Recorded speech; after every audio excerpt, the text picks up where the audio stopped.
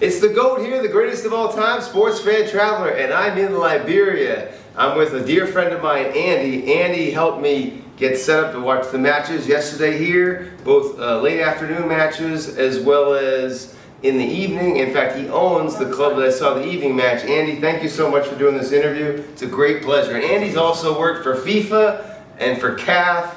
He's well connected here in Liberia. In fact, that's the president of the country in the upper right there, giving you a diploma. What is he giving you? A certificate or something? What's he giving you there? Tell the viewers. Certificate. A certificate. And what is it for? Your service to the country? No, in Liberia, once you are appointed in government, okay, you are certificated as a Deputy Minister for Sports. Okay. That's what this certificate that was being presented to me by the president. Okay, and that is Andy's role. He is the Deputy Minister of Sports. So explain to the Americans what you do in that role. What is your job as a Deputy Minister of Sports? Okay, my job as Deputy Minister for Sports is to supervise all the sporting federations and associations in Liberia. Okay. As a matter of fact, we have 36 sporting federations and associations in Liberia. Popular among them is football, basketball, kickball, volleyball, and athletics. 36. 36. And that's both the boys and the girls, the men and the women, correct? No. The Liberia Football Federation is considered as a one federation.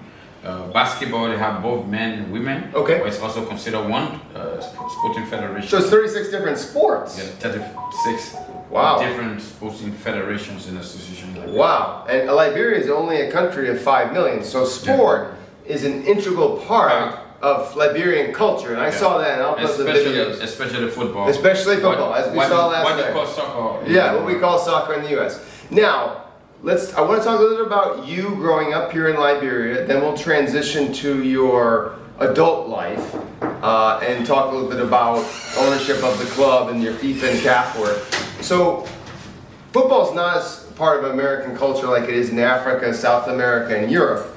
So, about how old were you when you started playing football here in Liberia? Just you yourself. I didn't play professional soccer. No, it's okay. But when you was a started kid, playing when I was maybe 9, 10. 9 or 10. But at the age of 22 years, I owned the Watanga Football Club because Watanga have been existing for 30 years now. Mm-hmm. At the age of 22, they were established the Watanga Football Club, and have been existing for 30 years now. Roughly. So he started playing at 9, but he became 9 or 10. But he became owner of the club I saw last night wearing the yellow jerseys, Watanga. You said at 22. Yeah. Now what's interesting is last year they won the championship. The year before that they won the championship, and the year before that three-peated. They're not going to four-peat, unfortunately. Unfortunately, we're out. And there was a 3-3 draw last night, a very exciting match. But you've got to be proud that you three-peated. So what made you want to create this club? Because if I remember correctly, when we were driving to the match last night, you created the club in when you were 22. Like it didn't exist before, is that right? No, it never existed. But we were a few guys who established the club. 2 of them live in Minnesota in the United States. Oh, interesting. 2 of them are in Canada. Yeah. And it was just a community club, but because of passion, because of wanting to grow, we make it bigger and enter the Liberia Football Association in 1997 as a second division. As a second team, then you moved up to first. We moved up to the first, we moved up to the Premier, and then now, because of the circumstances with FIFA, Liberia got rid of the Premier Club and came back to first division. Mm-hmm. Now, last night, because you're going through the promotion and the relegation system, you were explaining to me that was like a kind of not your home field where we saw the match. Our home field is this field. Okay. But because the 2 games were playing simultaneously because of max facing and mass manipulation, right, exactly. Because both teams played yesterday at 4 o'clock, fighting relegation.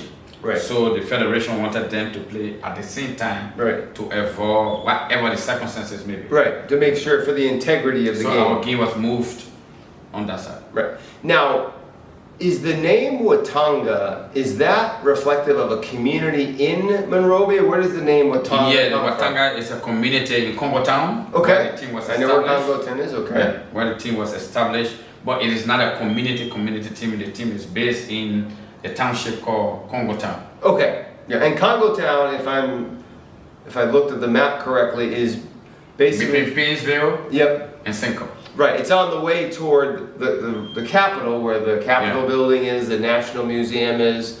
We're kind of outside in the suburbs here.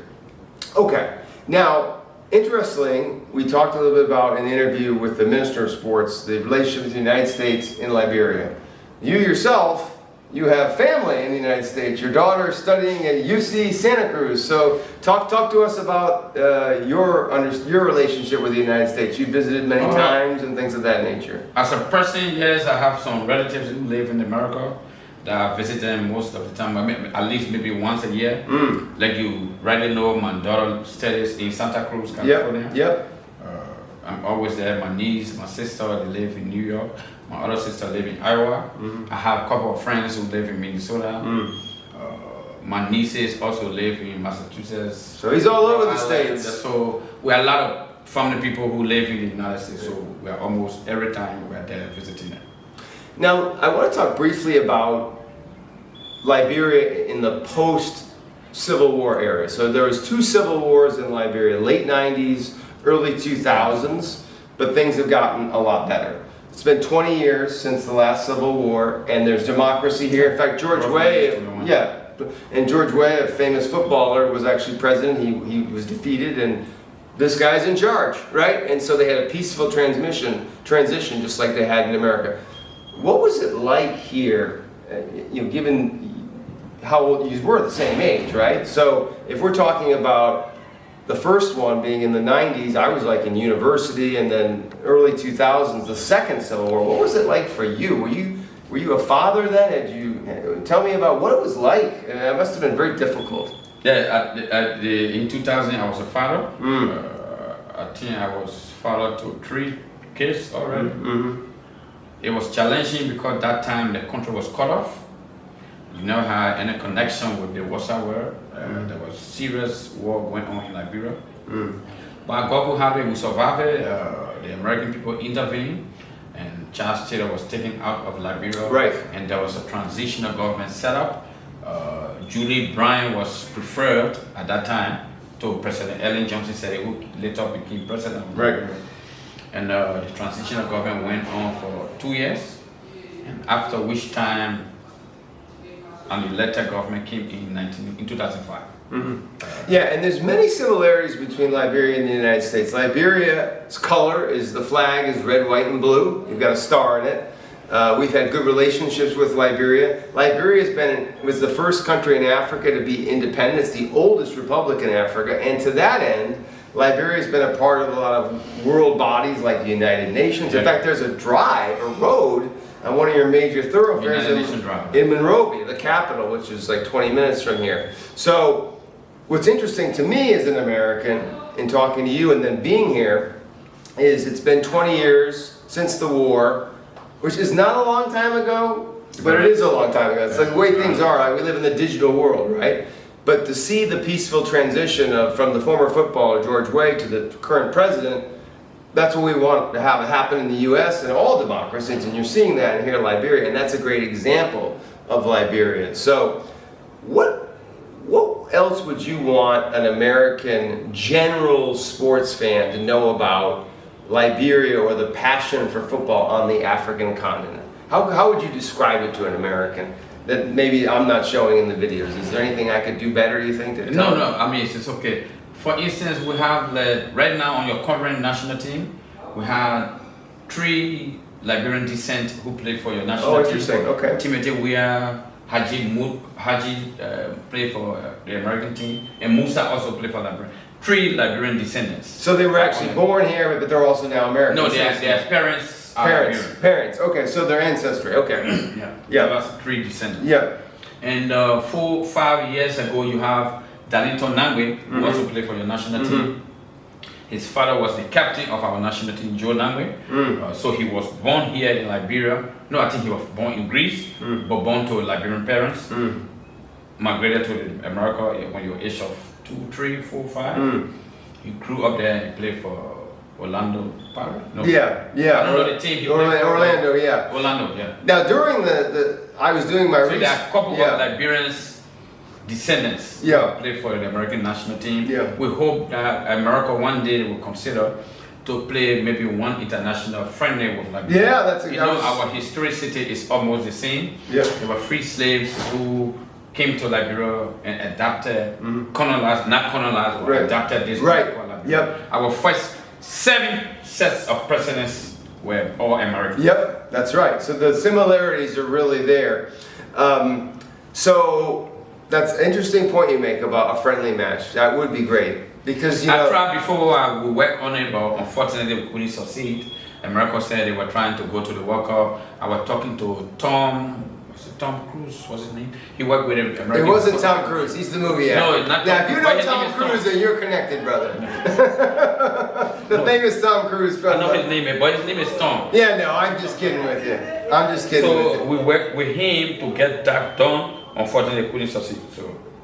Well, it's a challenge because you're only allowed so many friendlies on a calendar. But that would be something else to have a friendly between the United States and Liberia. If you'd have the similarities in the matching flag, in the matching flags. So let's just wrap this up a little bit. You had a very interesting background. So you've owned a club.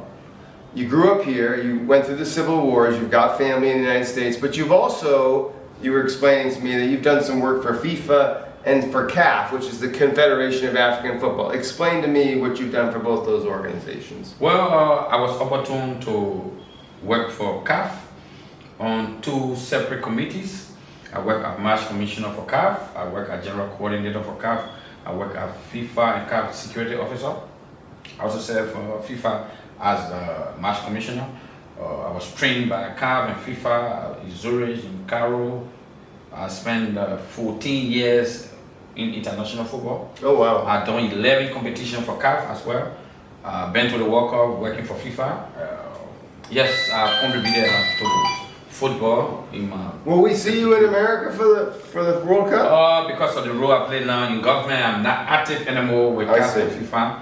But yes, you've covered other World Cups for FIFA, before representing FIFA. Coming into. So he's a very well connected guy. I know because he helped me get connected here. So Andy, thank you so much. This was a great honor. It's a pleasure. And a pleasure. It's a great. to see you one day in America. Oh, absolutely. Yeah, I'm taking this guy out to the best steakhouse. I know you are not going to America soon, so. No, I won't be back traveling the world. the greatest of all time, Clementine Williamine, is on a trip that left America on 16 February. I go back in late May. You know, this was the 45th of the 54 African countries to visit. I only got 9 left. How about that? You're doing. The goat is going around. The next destination is the Moroccan Derby, but actually I've already been to Morocco. But haven't been to the Derby, so I'm looking forward to that. But then we got Mali left, Libya, Djibouti, Somaliland, Chad, Niger, South Sudan, and Eritrea. And I've seen them all. I have to give you a connection in Libya. I have a Yes, couple yes. of friends who And, work but for the he's Libyan been a great source of connections, and he was very helpful, Andy. And the Liberian people are very friendly. So I think we're in agreement. One day, let's see that friendly. Liberia and the U.S. Maybe we'll have it in both of our capitals. We'll have it in Washington D.C. and we'll have it back here in Monrovia. Thank you so much, Andy. Great pleasure. Thank you. It's the GOAT. Okay. Thank you so much. Thank you, guys. Thank you for letting me.